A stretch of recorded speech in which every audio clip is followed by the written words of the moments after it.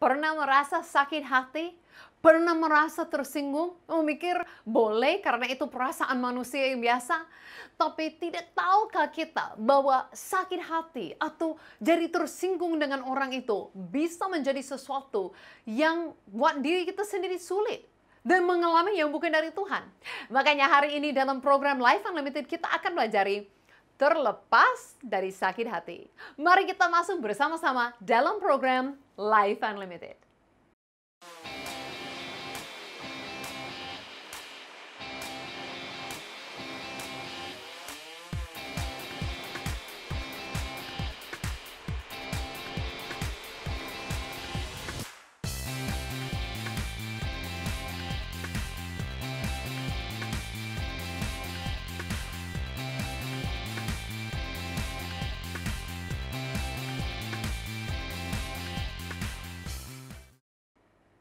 Halo kepada semua pemirsa Life Unlimited. Senang jumpa lagi dalam program ini hari ini.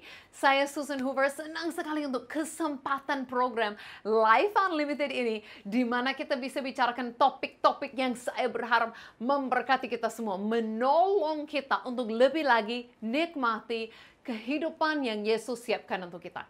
Hidup yang berkelimpahan, yang jalan dalam panggilan, yang penuh dengan hadiratnya. Karena itu kita mau terlepas dari hal-hal yang mungkin mengganggu, mengikat kehidupan kita. Hal-hal yang bukan dari Tuhan. Dan salah satunya adalah sakit hati. Sakit hati, apalagi kalau maksudnya sakit hati sama orang, tersinggung ya, marah-marah sama orang, itu luka hati ya sama orang. Nah itu Tuhan mau pulihkan. Jadi hari ini dalam episodenya kita akan bahas, dan saya berharap semua bisa terlepas dari itu, supaya hati kita penuh kelimpahan dengan sukacita dan kita bisa jalan dalam kehidupan ini, nikmati semuanya yang Tuhan sudah menentukan bagi kita. Amin, amin, amin. Nah sebelumnya saya membaca satu kesaksian. Setiap minggu ada kesaksian-kesaksian dari tim Life Unlimited. Kalau mau alami, gampang seperti ini. Sepanjang program ada nomor WA, ada social media lain untuk hubungi kami. Kalau WA kepada kami, ada tim yang siap untuk mendoakan. Kasih jawaban atau dengar kesaksian. Ya biar kita bisa berjalan bersama ya, saling mendukung, saling menolong. Dengan seperti ini. Kemarin ada kesaksian yang menarik kepada saya. Biasanya saya sebut tempat, tapi tidak tahu dalam laporan belum ada tempatnya. Mungkin keluarga ini di mana-mana ya. Nah keluarganya bersaksi, satu keluarga bersaksi seperti ini. Mereka berkata bahwa setelah berdoa dengan bersama tim Life Unlimited, keluarga ini mengalami perubahan hidup. Nah itu baik dalam hal peningkatan keuangan dan kebutuhan anak-anak terpenuhi, tapi hati pun semakin tenang. Dan intinya perubahan pola pikir yang baru dan cara pandang yang baru. Mereka merasa bahwa mereka diubahkan. Wah, saya senang sekali mendengar hal ini. Ini memang kerinduan untuk setiap pemirsa Life Unlimited. Bahwa kita bukan sengaja hanya buat program TV dan hanya program TV sampai di situ saja, nonton-nonton TV. Tapi memang ada kerinduan di belakang ini semua, bahwa apa yang disampaikan di dalam program ini akan benar-benar mengubahkan kita semua. Ya, bahwa kita akan lebih lagi menjadi seperti Yesus, mengenal Dia, dan kehidupan kita akan berubah dalam semua area kehidupan. Haleluya. Nah hari ini pun ada salah satu jalan itu. Karena saya jumpa dengan banyak orang di seluruh dunia. Dan satu hal yang saya melihat sering menghalangi adalah tidak bisa terlepas dari sakit hati.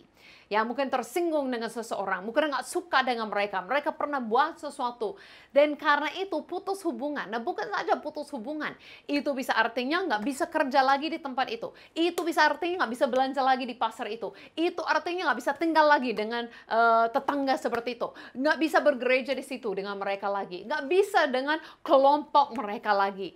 Akhirnya orang yang sering sakit hati akan sangat susah dan merasa kesendirian.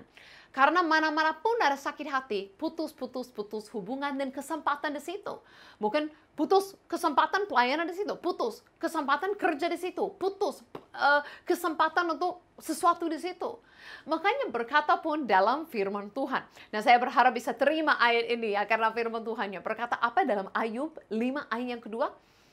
Sesungguhnya orang bodoh dibunuh oleh sakit hati dan orang bebal dimatikan oleh iri hati. Oh, sedikit keras ya ayat-ayat ini ya. Sedikit kena ya. Nah, saya berharap kita bisa terima dengan Alkitab mau nasihati kita, tidak mau kita mengikuti dan menjadi sesuai dengan seperti ini. Berkata bahwa sakit hati lakukan apa? Bukan sakit hati ini membunuh orang lain. Bukan, maksudnya membawa kematian kepada diri sendiri. Kok bisa seperti itu? Mari kita baca bagian positif. Yang ini sakit hati membunuh, itu kan bagian negatif. Maksudnya kita memiliki sakit hati terus. Itu seperti kematian di dalam diri kita. Tapi kalau kita lihat sisi positif dari Amsal pasal yang keempat ayat 23. Berkata apa? Jagalah hatimu dengan segala kewaspadaan, karena dari situlah terpancar kehidupan. Wah, menariknya, berkata ini sisi positifnya. Berkata apa? Bahwa sebenarnya dalam hati kita itu terpancar apa? Kehidupan. Makanya berkata di sini, kita mau jaga hati. Jangan cepat-cepat sakit hati. Kenapa? Karena hati itu penuh dengan kehidupan. Kalau kita tidak jaga hati, dan kita sering tersinggung, sakit hati. Hati itu yang punya kehidupan, kalau sakit-sakit terus, terluka terus, singgung terus, akan menjadi bukan lagi penuh dengan kehidupan. Tapi berkata seperti apa? Membawa kematian. Jadi kita harus memiliki hikmah dari para Tuhan untuk jaga hati. Nah, saat kita sama Tuhan, hati kita terbuka selebar-lebarnya untuk jumpa dengan Tuhan, menerima dari Tuhan, mengalami Tuhan. Tapi saat kita jumpa dengan manusia, kita harus belajar jaga hati sedikit. Nah, saya mau katakan sesuatu yang saya diterima karena pemirsa saya semua kan orang Indonesia. Saya mengasihi orang Indonesia. Saya merasa saya ini kan orang Kanada, sudah menjadi seorang Indonesia. Ya, dengarlah bahasa saya, lidah saya ya. Oke, saya merasa saya sudah seperti orang Indonesia. Makanya saya boleh katakan ini. Saya merasa di seluruh dunia orang yang paling ramah adalah orang Indonesia. Oh, terima pujian dengan baik ya. Orang Indonesia begitu baik. Saya bisa datang ke kampung manapun di Indonesia, ke pulau manapun di Indonesia. Kalau saya datang ke seseorang tidak pernah kenal, datang ke rumahnya, hampir semua orang akan buka rumah bagi saya. Saya masuk, mereka nggak punya apa-apa pun, menyediakan teh bagi saya. Begitu baik orang Indonesia, begitu gampang buka rumahnya, buka hati kepada saya. Oh, itu baik. Tapi saya juga lihat itu kekuatannya juga bisa menjadi kelemahan. Karena begitu baik buka hati bagi semua orang, juga sering kena sakit hati. Hal-hal kecil pun bisa terjadi, putus hubungan, sakit hati. Sayang sekali. Padahal yang Tuhan mau bagi kita adalah Dia memberikan kepada kita hati yang penuh kehidupan, yang penuh sukacita, yang penuh damai, yang penuh hadirannya, yang penuh untuk mendorong kita terus. Nah, Dia mau bahwa hati itu pun kelimpahan, bukan kosong-kosong mau diisi, tapi bahwa Dia mengisi hati kita sampai itu kelimpahan, sampai itu bisa keluar memberkati orang lain.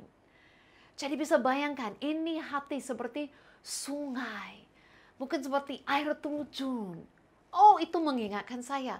Pernah saya ke satu tempat di Vietnam, tapi punya nama seperti Indonesia. Air terjun yang sangat cantik, di mana saya pernah bicarakan topik seperti ini. Mari ikut saya ke sana. Wow, sangat indah sekali ya di belakang saya. Inilah air terjun Datanla ya, bukan bahasa Indonesia itu ya. Itu adalah tempatnya di Vietnam. Sangat cantik sekali air terjun ini. Dan mengingatkan kita kalau kita bicara tentang kita orang yang saya percaya ini menjadi orang yang bahagia. Bayangkan bagaimana Yesus pun katakan bahwa Dia sendiri memberikan kepada kita seperti sungai. Sungai yang melimpah di dalam hati. Nah, bisa bayangkan kalau sungai itu melimpah dalam hati, itu sering keluar dan turun. Turun dari gunung itu sampai ke bawah. Nah, ini yang terjadi pas di belakang saya. Air itu kelimpahan dari danau yang di atas. Sampai itu cari jalan turun sampai ke bawah, membawa suasana yang sangat enak sekali dimanapun air itu turun. Nah, saya percaya hal yang sama yang akan terjadi dengan kita. Dengan hati kita bukan saja cukup-cukup ya bahagia, cukup-cukup bersuka cita di dalam Tuhan. Tapi air kehidupan itu, air hidup itu sendiri itu, Yesus tinggal di dalam hati kita dan sampai kelimpahan. Dan itu akan turun menjangkau banyak orang, menjangkau banyak daerah. Turun dari atas sampai ke bawah. Sangat luar biasa bagaimana dia bisa menyegarkan jiwa kita. Bukan saja untuk kita, tapi sampai kelimpahan kepada orang lain. Saya percaya kita diberkati oleh klip yang singkat ini dari Vietnam. Ya, seperti airnya mengalir ke bawah. Seperti sesuatu yang tidak pernah kering. Seharusnya itulah hati kita. Tuhan tidak mau kita pahit hati dan sakit hati dan tersinggung dan kering hati. Tapi kita menjadi sadar bahwa hati itu adalah sumber kehidupan. Jaga hatimu itu. Kalau pernah sakit, dipulihkan hari ini. Jangan hidup terus dengan sakit hati. Itu seperti keringkan, mematikan kita. Seperti ini, kemarin kan saya ini mau masuk rekaman. Kalau saya mengajar sekarang setiap hari mengajar online atau rekaman atau semua. Kan saya pakai lampu. Sekarang ini pun saya pakai lampu ya di dalam studio. Nah ini saya datang, saya mau nyalakan ini. Kok lampunya mati? Kok lampunya mati? Jadi saya mau salahkan lampunya. Saya mau salahkan lampunya. Kenapa lampu rusak? Lampu rusak. Sampai saya lihat remote nggak hidup. Oh, mungkin remote-nya yang rusak. Remote-nya yang rusak. Sampai saya buka, lihat. Kenapa nggak hidup? Karena nggak ada baterai. Nah, karena nggak ada baterai, nggak ada power, ya nggak ada kekuatan. Makanya ini nggak hidup, lampu pun nggak bisa hidup. Semua dipengaruhi karena kekosongan baterai. Ya, kekosongan power, kekuatan untuk yang membuat hidup semua. Nah, saya merasa sama. Kadang-kadang kita terlalu peduli untuk semua bagian luar. Dan tidak menjaga yang paling penting, hati. Untuk tidak menjaga yang paling inti, hati. Kalau hati tidak penuh dengan sukacita, tenangnya, damai sejahtera dari para Tuhan, kita tidak bisa berharap bahwa bagian lain dalam kehidupan kita akan juga jalan kenak dengan itu. Kalau keluargamu kurang bahagia, apa yang kita bisa lakukan? Adalah kita sendiri, hati kita diisi sampai kelimpahan. Sampai itu keluar daripada kita, kenak pun mereka. Amin. Itulah nasihat Tuhan yang baik. Dan kita melihat contoh yang sempurna dalam hal ini adalah Yesus. Yesus gak sakit hati. Nah, bayangkan Yesus datang ke dunia. Dia adalah Raja segala Raja, Tuhan segala Tuhan. Jalan di tengah-tengah manusia. Tidak semua yang datang dan menyembah dia, melayani dengan baik. Bahkan kadang-kadang mereka cepat berbalik. Suka dia sebentar, gak suka dia lagi. Dan saya lihat, dia tidak seperti pegang-pegang sakit hati, tersinggung oleh itu. Dia jalan-jalan saja. Kita lihat contohnya seperti ini dalam Lukas pasal 4. Mari kita lihat bersama-sama. Lukas pasal 4. Mulai dengan ayat yang ke-22. Berkata apa? Dan semua orang itu membenarkan dia dan mereka heran akan kata-kata yang indah yang diucapkannya. Lalu mereka kata mereka, bukankah ini anak Yusuf? Nah, awalnya mereka terheran-heran. Mereka terheran-heran ada perkataan Yesus yang begitu baik. Ada begitu indah, ada begitu ajaib. Mereka lihat bahwa Yesus itu ajaib, mulia. Dan mereka pun mengaku. Sampai mereka bingung, kok ini bisa anak yang dari keluarga biasa karena dia terlalu baik. Itu yang mereka katakan. Tapi hanya berapa ayat kemudian. Ayat 29 berkata apa? Mereka bangun lalu mengalau Yesus keluar kota dan membawa dia ke tebing gunung. Tempat itu terletak untuk melemparkan dia dari tebing itu. Sudah mau membunuh dia. Hah? Dari suka-suka, dari heran-heran, dari dia mulia, sampai mau membunuh dia? Tapi Yesus tidak sakit hati. Yesus tidak tersinggung. Yesus tidak dari saat itu pun panggil api dari surga datang membakar mereka semua. Tidak. Yesus bukan yang melemparkan dia. Mereka dari tebing gunung itu. Bukan. Berkata apa? Ayat 30. Tetapi dia, itu Yesus, berjalan lewat dari tengah-tengah mereka lalu pergi. Dia seperti nggak ada apa-apanya. Oh, mau membunuh saya, maaf, belum waktunya. Jalan lewat-lewat mereka. Wus, selesai. Hah, ini kotanya, kampungnya, Nazaret, di mana dia lahir.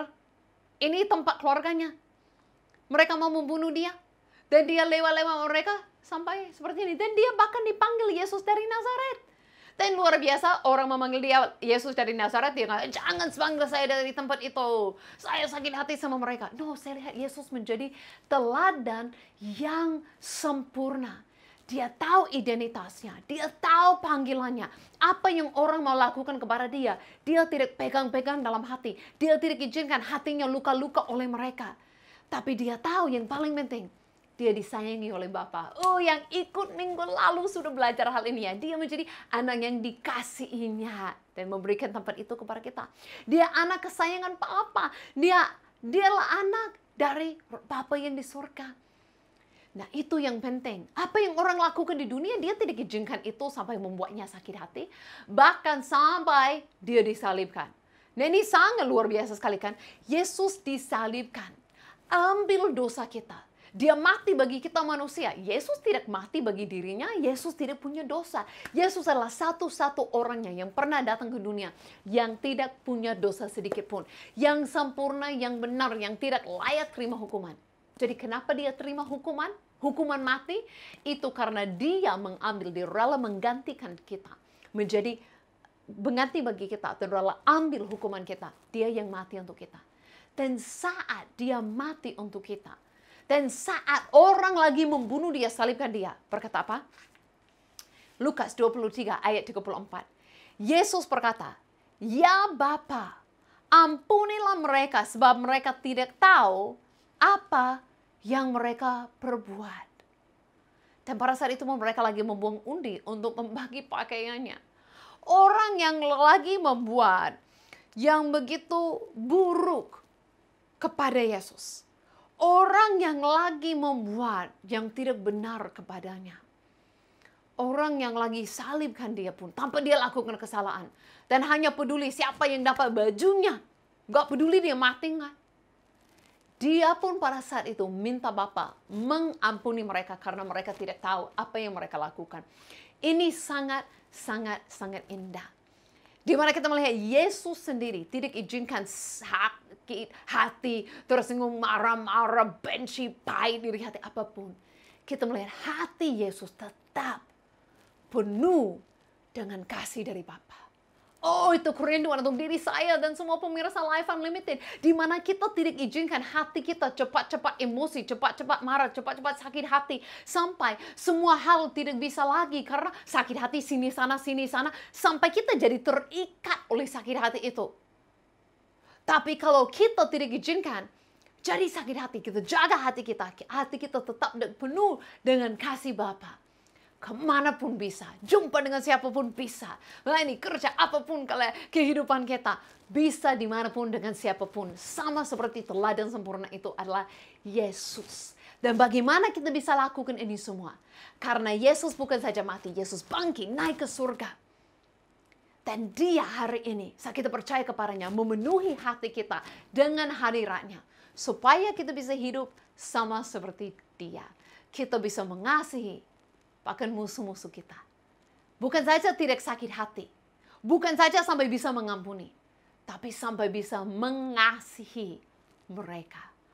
Wow, ini hidup yang luar biasa. Makanya program ini kan dinamakan Life Unlimited. Saya tahu itu bahasa Inggris ya. Tapi itu artinya apa? Hidup tanpa batas. Artinya kita tidak dibatasi untuk hidup seperti dunia mengatakan. Orang lakukan yang salah kepadamu, bencilah, sakit hatilah, nggak sukalah. Ya, putuslah dengan mereka. Tapi kita bisa menjadi seperti apa yang Yesus harapkan untuk kita. Contoh, teladan yang sempurna seperti Yesus itu sendiri. Karena itu mari kita masuk dalam satu lagu. Mari kita ambil waktu menyembah Yesus, bersyukur atas kasih-Nya yang sempurna. Yang Dia curahkan bagi kita semua. Amin. Penyertaanmu, buktikan kasih-Mu kepadaku. Kuagungkan Engkau, Yesus termulia, kasih-Mu terindah selamanya.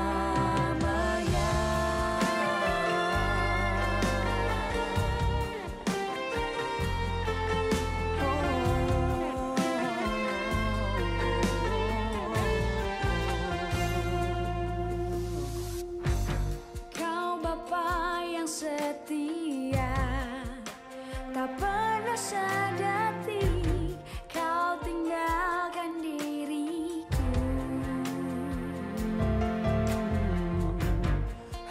hatiku teguh di dalam janji-Mu sampai ku melihat kuasa-Mu.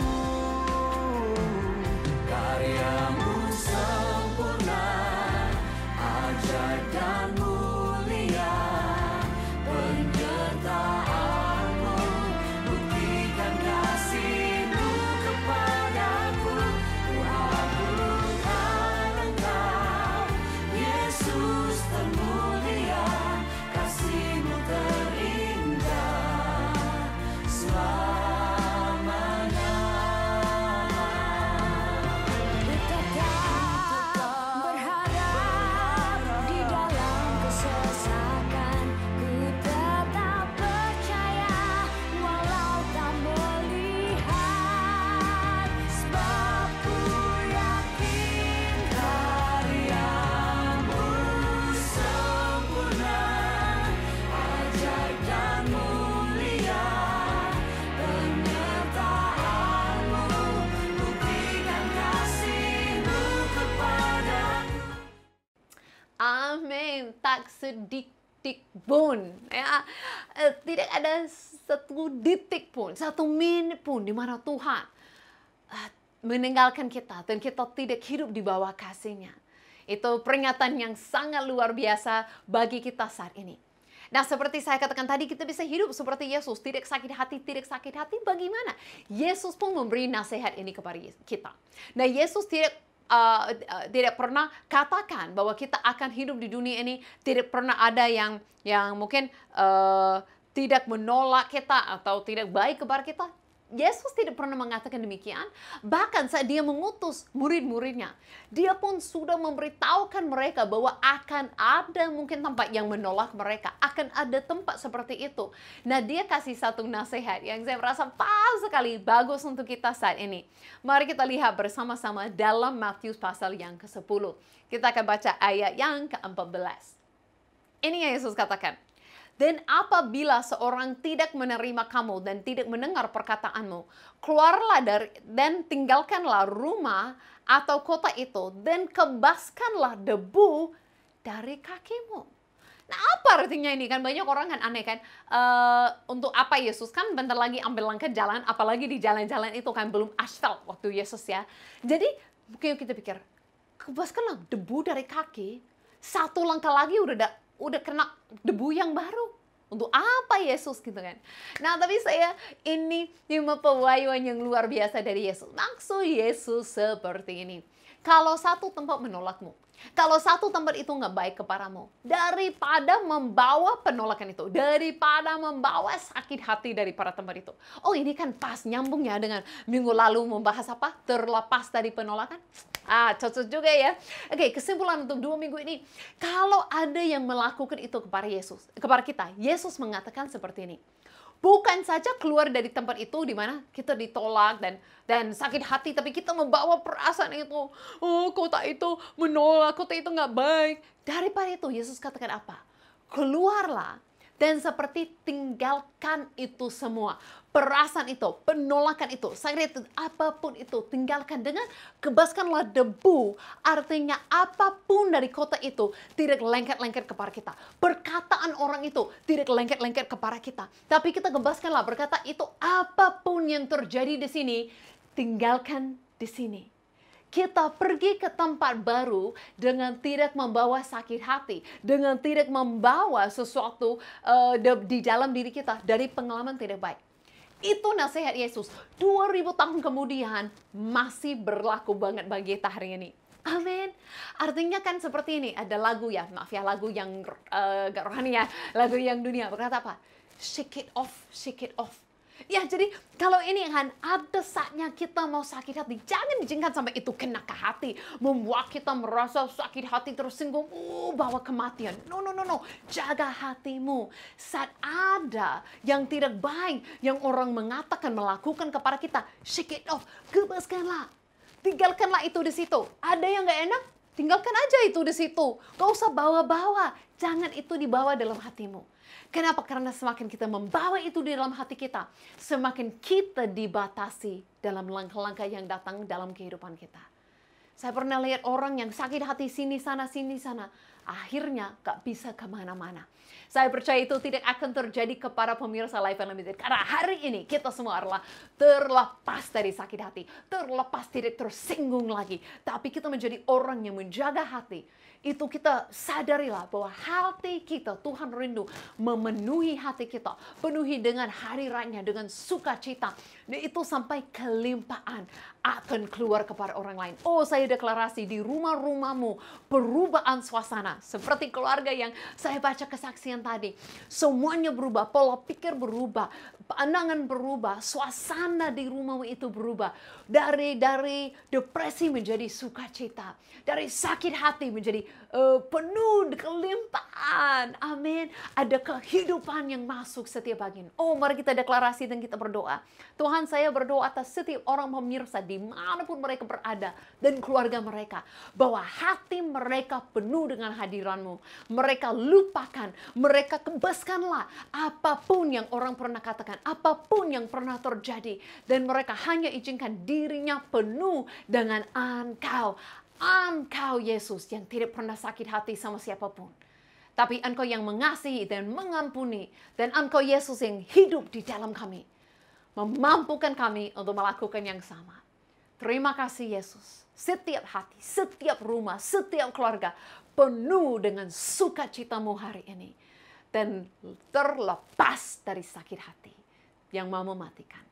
Haleluya, di dalam nama Yesus. Amin, amin, amin. Amin. Sampai kita coba lagi minggu depan. God bless you all.